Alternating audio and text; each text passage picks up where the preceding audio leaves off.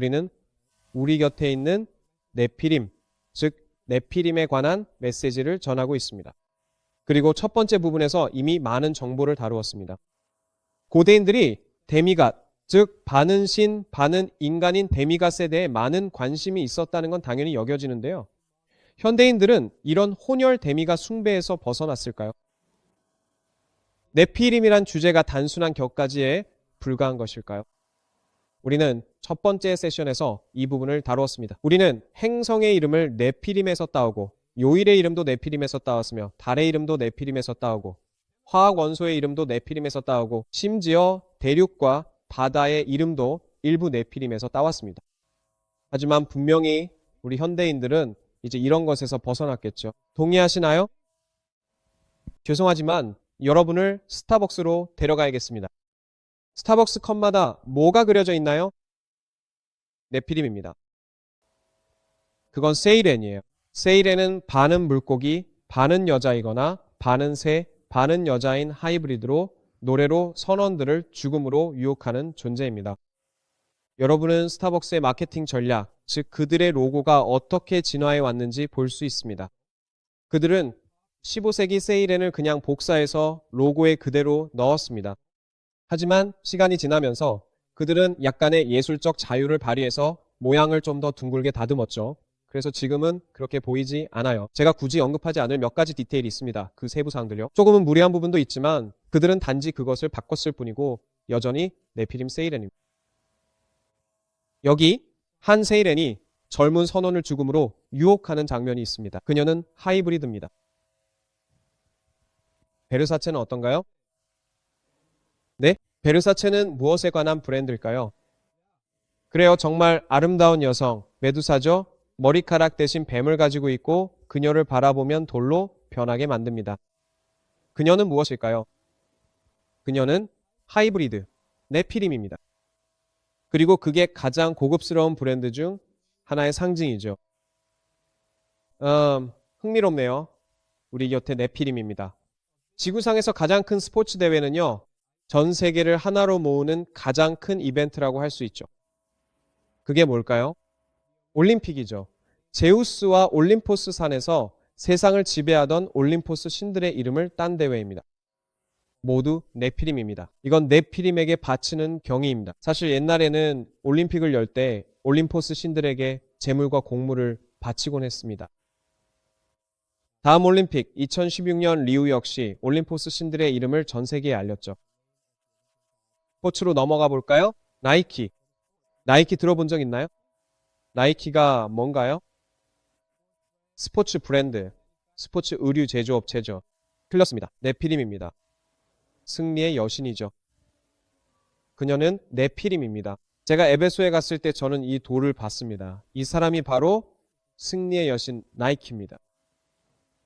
아마존. 아마존이 뭔가요? 아마존이 온라인에서 물건을 사는 곳이라고 생각했죠? 아닙니다. 네피림 무리입니다. 가슴이 없다는 뜻의 이름을 가진 여성 전사 종족입니다. 그리스어로 아마조스, 즉 남자를 죽이는 자라는 뜻이죠. 나이스한가요? 그들 중 일부는 아레스 혹은 마르스와 인간의 혼혈입니다. 그들은 누구일까요? 그들은 더 사납게 싸우기 위해 자신의 가슴 중 하나를 잘라내는 여성 전사 종족입니다. 신화에 따르면 그들은 가슴을 잘라내거나 불로 지져 없앴다고 합니다. 곳곳에서 두려움의 대상이 되었습니다. 여성 네피림 종족입니다. 이건 뭐죠? 오디세이입니다. 여러분은 오디세이가 자동차라고 생각했죠? 아니요, 그렇지 않습니다. 이것은 율리시스와 그가 곳곳에서 만난 고대 혼혈 네피림에 관한 그리스 서사시입니다. 그게 바로 오디세이입니다. 아킬레스건이 무엇인가요? 아킬레스건은 브래드 피트가 영화에서 연기한 반신반인의 데미갓 아킬레우스의 이름을 딴 힘줄입니다.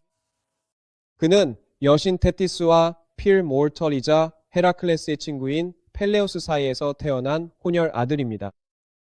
이제 테티스는 그를 스틱스 강에 담가 불멸로 만들려고 했습니다. 우리 세계와 지옥을 가르는 그 강 기억나시죠? 하지만 그를 잡고 있던 부분, 즉 그의 발목은 취약하게 남아 있었습니다. 그래서 한 전투에서 인간인 파리스가 아킬레우스의 발꿈치를 쏘아 그를 죽였습니다. 오늘날 사람의 약점을 아킬레스건이라고 부릅니다. 왜일까요? 그 이름은 혼혈 네피림에서 따온 것입니다. 할리우드는 데미갓 반신반인 이야기를 정말 질리지도 않고 좋아합니다. 새로운 이야기를 만들어내지 못합니까? 그게 돈을 더 많이 벌거나 더 잘 팔리기 때문일까요?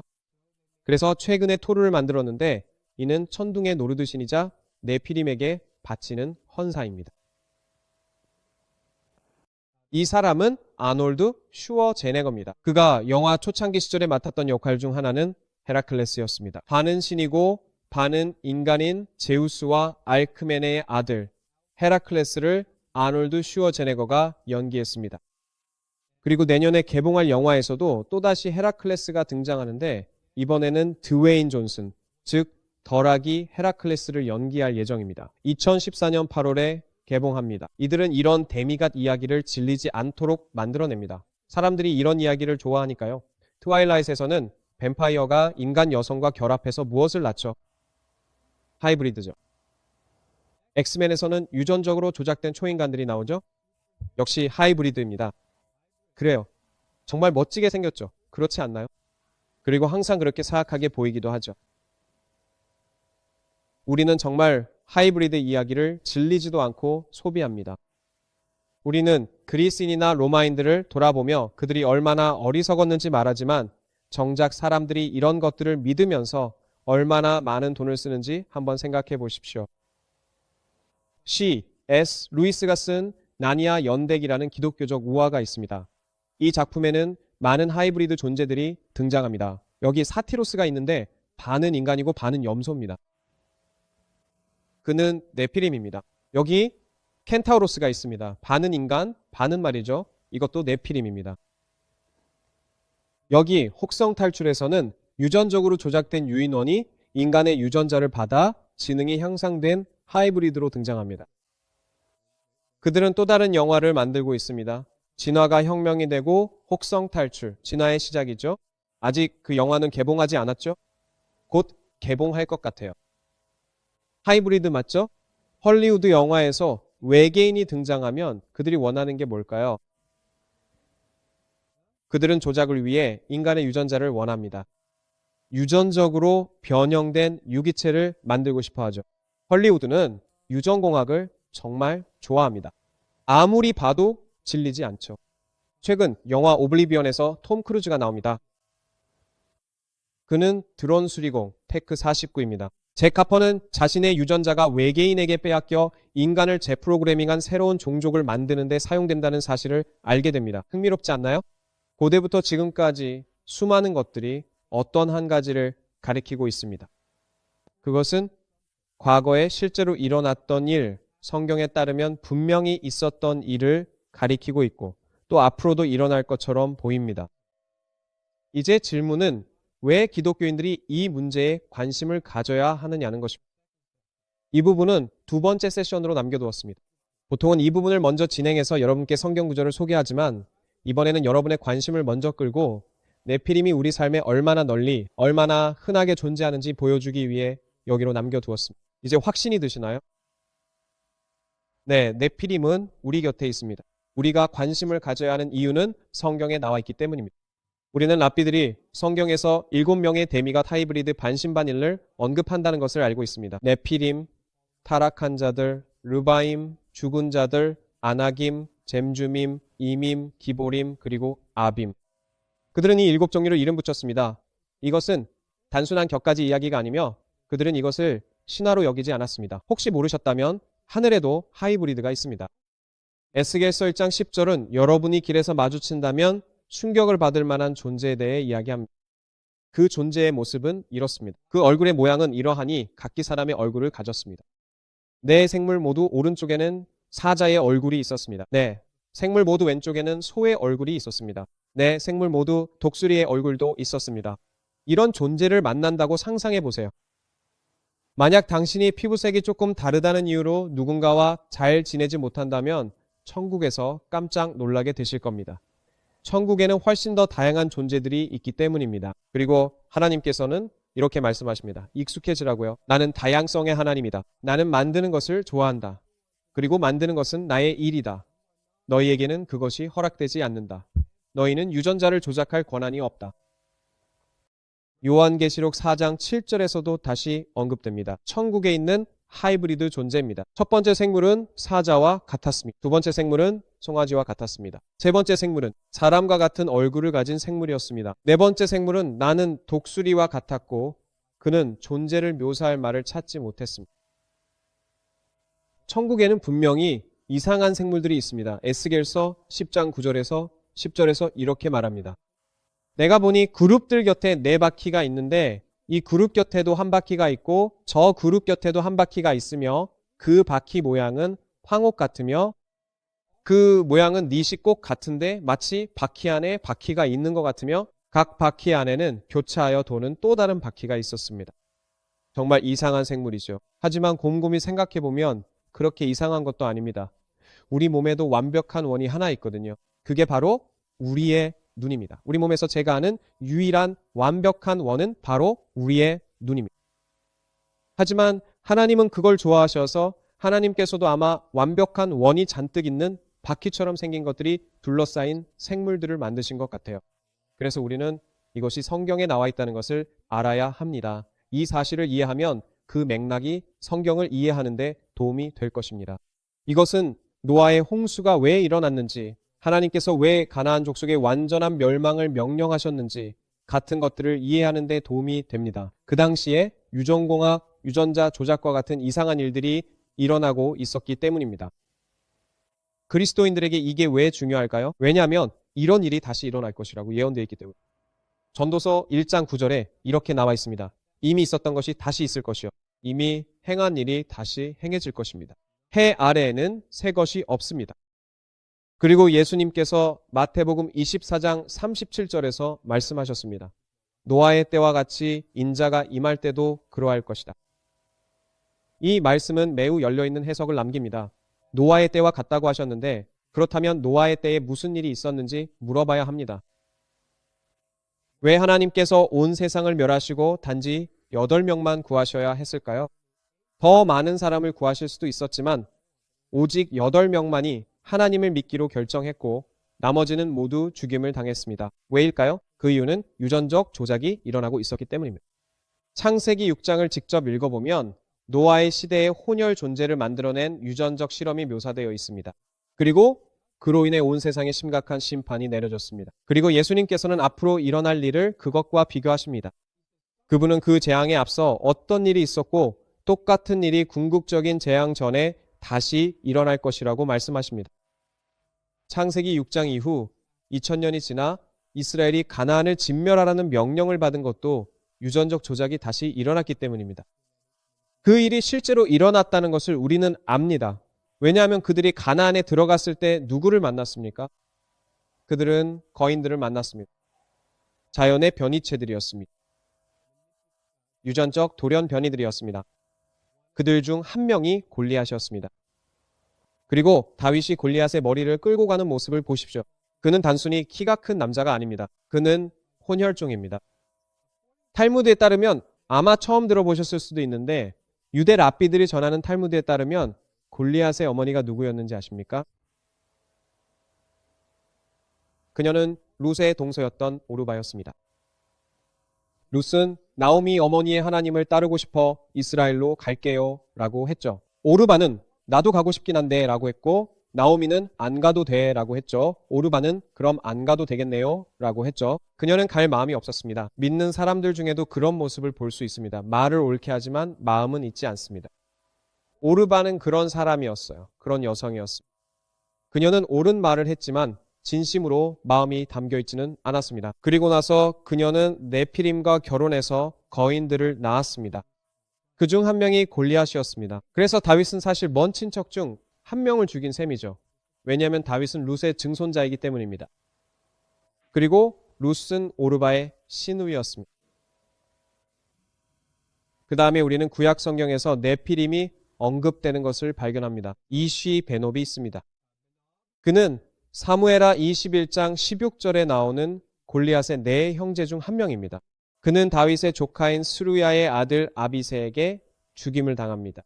아비새는 다윗의 조카입니다. 스루야는 다윗의 누이입니다.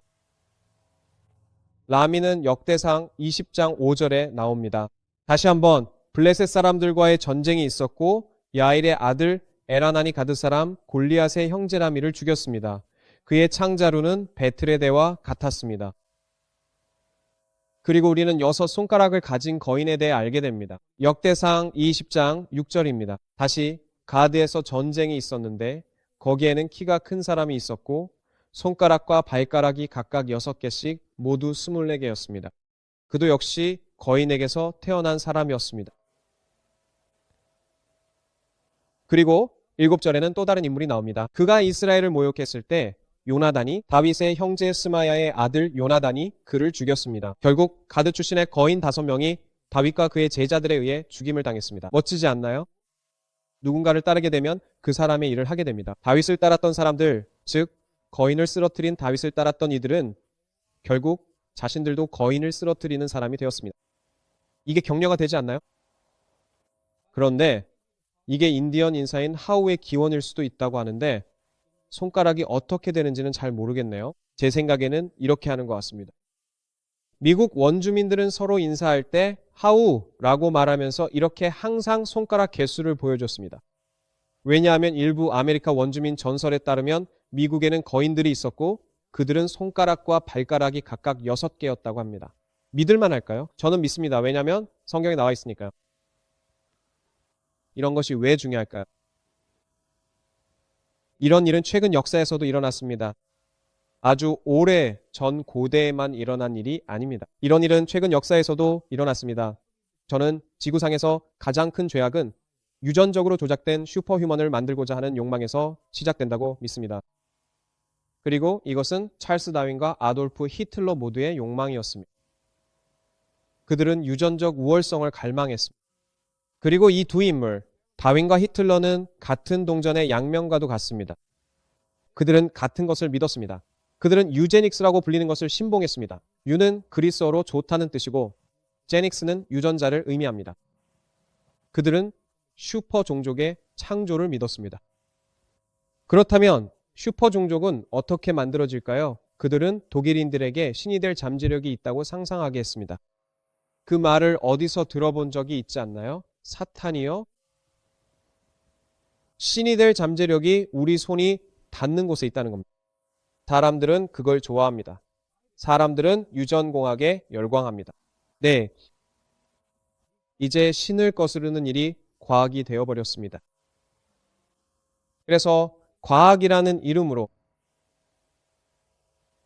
기독교의 이름이 아니라 과학의 이름으로 600만 명의 유대인이 진화론적 과학의 이름 아래에서 학살당했습니다. 왜냐하면 그것은 단순히 적자 생존이었기 때문입니다. 정말 비극적인 일입니다. 요즘 많은 젊은이들은 이런 사실 것들을 배우지도 않습니다. 우리는 아마도 3차 세계대전에 들어설지도 모릅니다. 세상에서 가장 끔찍한 일들이 일어나게 될 것입니다. 그리고 사람들은 그걸 알지도 못합니다. 유전적으로 향상된 인간에 대한 욕망이 그 시작입니다. 사람들이 히틀러가 그런 일을 하도록 허락한 것도 바로 이 때문이었습니다. 유제닉스, 즉 우생학은 매우 인기가 있었습니다. 이 사람은 다윈의 사촌인 프랜시스 골턴입니다. 철자가 A가 들어가서 GAL로 쓰는 것 같네요. 그는 우생학의 아버지였습니다. 이 사람은 다윈과 아주 가까운 친척입니다. 정말 인기가 많았습니다. 우생학 단체들이 있었습니다. 사람들은 교회에 가는 대신 우생학 단체에 갔습니다. 미국에서 공식적인 우생학 프로그램에 따라 6만 5천 명 이상의 사람들이 불임수술을 당했습니다. 여기 몇 가지 표지판이 있습니다. 어떤 사람들은 태어날 때부터 다른 사람들에게 짐이 되도록 태어난다는 겁니다. 보세요. 그게 바로 다윈의 진화론적 과학이 사람들에게 가르치는 내용입니다. 여기 또 다른 표지판이 있습니다. 약자에 대한 전쟁. 여러분의 믿음이 바로 여러분이 하는 일의 기반입니다. 여러분의 믿음이 전부입니다. 여기 한 독일인이 코 크기로 아리안 혈통을 검사받고 있습니다. 하지만 우리 하나님께서는 모든 인간을 자신의 형상과 모양대로 창조하셨다고 말씀하셨습니다. 우리 모두는 아담과 하와만큼이나 똑같이 인간입니다. 인류나 어떤 종에서도 진화는 일어난 적이 없습니다. 우리는 한 번도 본 적이 없습니다. 어떤 종이 다른 종으로 변하는 것을요? 인구를 줄이고 유전자를 순수하게 유지하기 위해 수천 명이 불임수술을 당했습니다. 이런 주장을 들어보셨습니까? 대학에 다니는 많은 학생들이 지구가 인구 과잉이라고 믿고 있습니다. 말도 안 됩니다. 우리에겐 정말 많은 것이 있습니다. 하나님께서는 이 지구를 엄청나게 풍요롭게 만드셨습니다. 우리는 70억, 80억, 90억, 100억 명 이상의 사람들을 충분히 부양할 수 있는 자원을 가지고 있습니다. 예수님이 다시 오실 때 인구 폭발이 일어날 것입니다. 천년왕국은 사람들로 가득 찰 것입니다. 그리고 지구는 그것을 충분히 감당할 수 있습니다. 전 세계를 비행기로 여행해 보신다면 제가 그러는데요. 창밖을 내다볼 때 지구의 대부분이 비어 있다는 것을 알게 될 것입니다. 3억 명이 사는 미국의 대부분도 비어 있습니다. 하나님께서는 세상을 훨씬 더 많은 생명을 지탱할 수 있도록 창조하셨습니다. 우리의 가치는 사람에게서 오는 것이 아니라 하나님께로부터 옵니다. 그래서 사탄의 유혹은 항상 이것이었습니다. 창세기 3장 4절과 5절에서 그가 하와에게 제안했던 것과 똑같은 것입니다. 뱀이 여자에게 말했습니다. 너희가 결코 죽지 아니하리라. 만약 네가 하나님을 믿지 않고 하나님께 불순종한다면 첫째로 너는 결코 죽지 않을 것이다. 하나님은 네가 그것을 먹는 날에 네 눈이 밝아져서 하나님과 같이 될 것을 아시기 때문이다. 마귀의 세 가지 약속. 첫째는 장수 또는 불멸입니다. 둘째는 지적 우월성입니다. 셋째는 신격화입니다. 너희가 하나님과 같이 될 것이다. 이 땅에서 가장 큰 죄들은 초인간을 만들고자 하는 욕망에서 시작됩니다. 하지만 제 생각에는 우리가 그리스도인으로서 왜 성경이 말하는 것과 그리고 분명히 전 세계의 많은 신화들이 말하는 것에 대해 관심을 가지고 인식해야 하는지 그 이유가 하나 더 있다고 생각합니다. 저는 그것이 실제로 지금 일어나고 있다고 믿습니다. 그리고 여러분이 주의를 기울이지 않으면 그 징후를 놓치게 될 것입니다.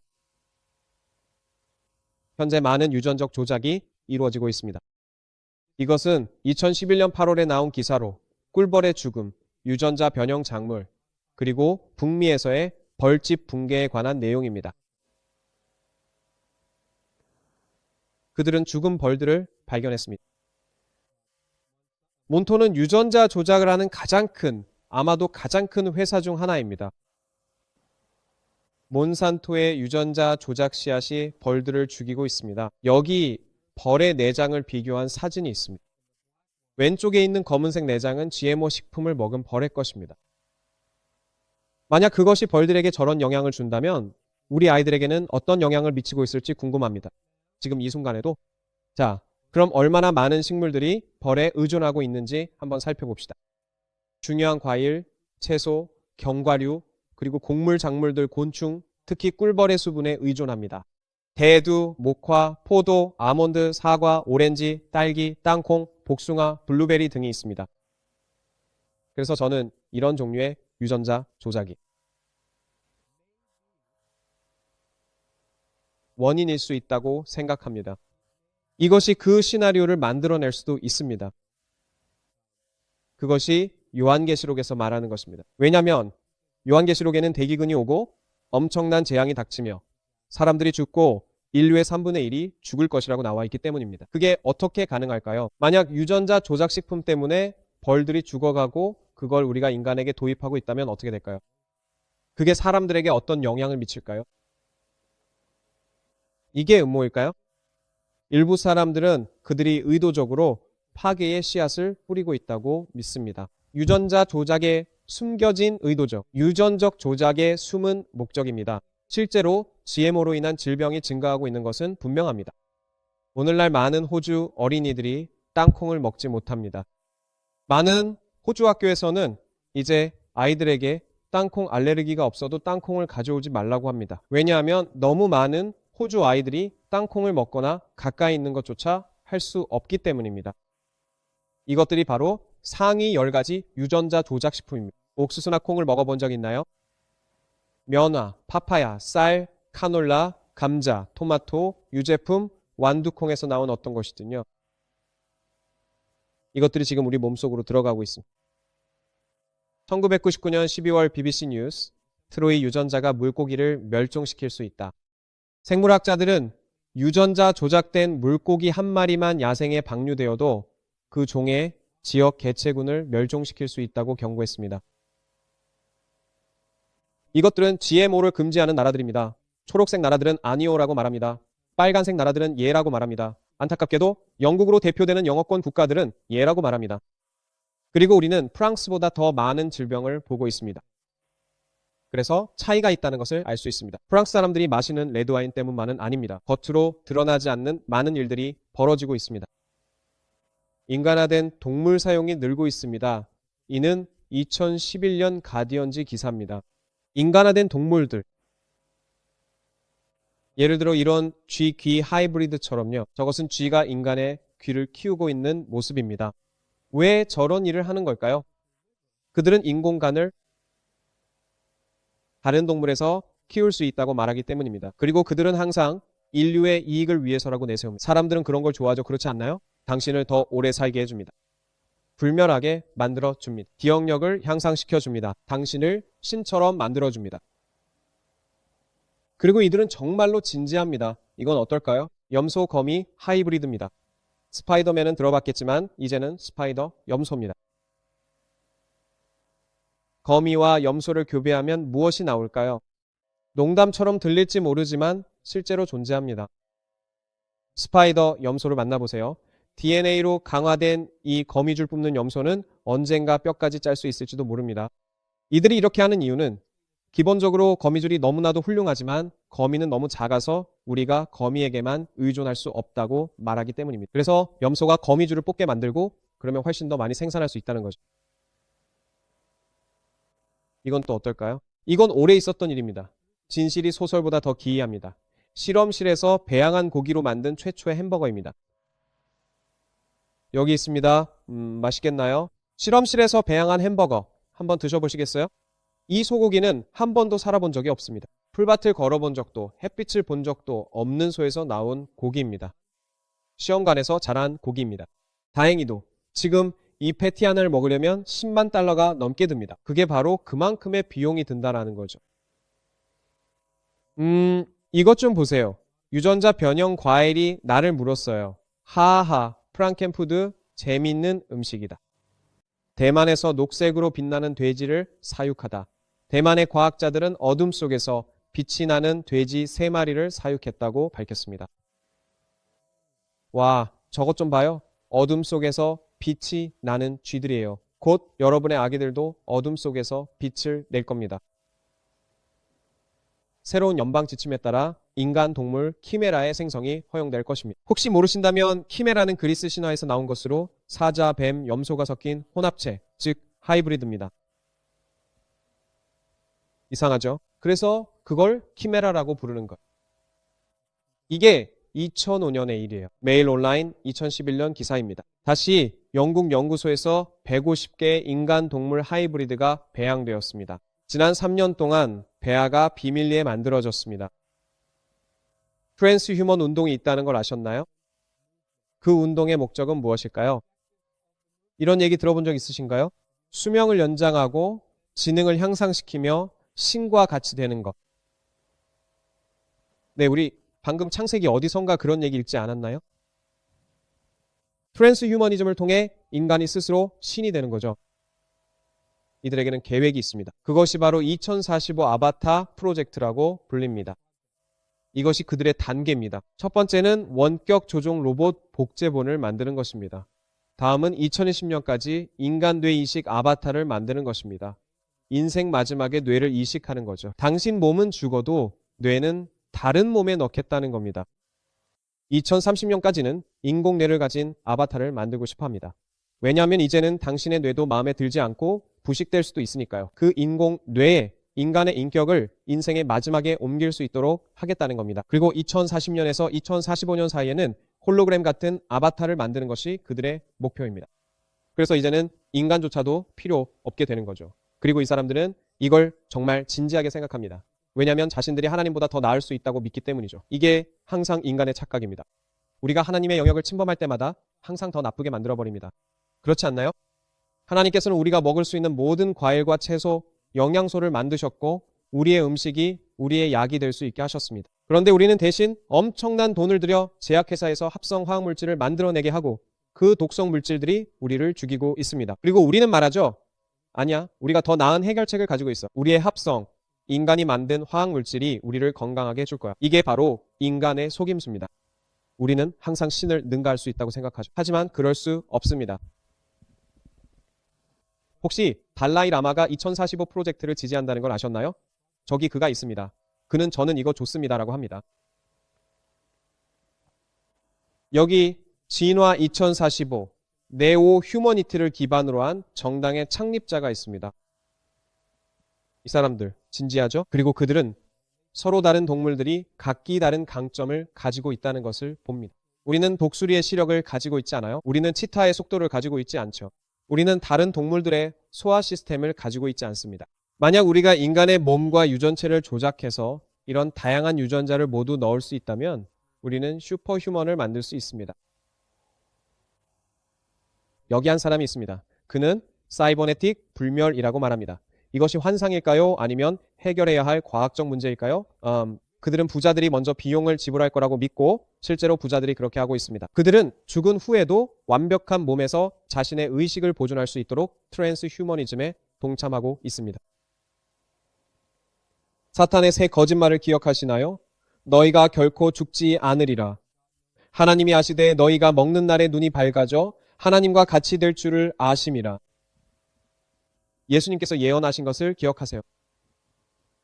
그분은 이것이 마지막 때에 일어날 것이라고 말씀하셨습니다. 마태복음 24장 11절에서 14절에 보면 많은 거짓 선지자들이 일어나 많은 사람을 미혹하게 될 것이라고 했습니다.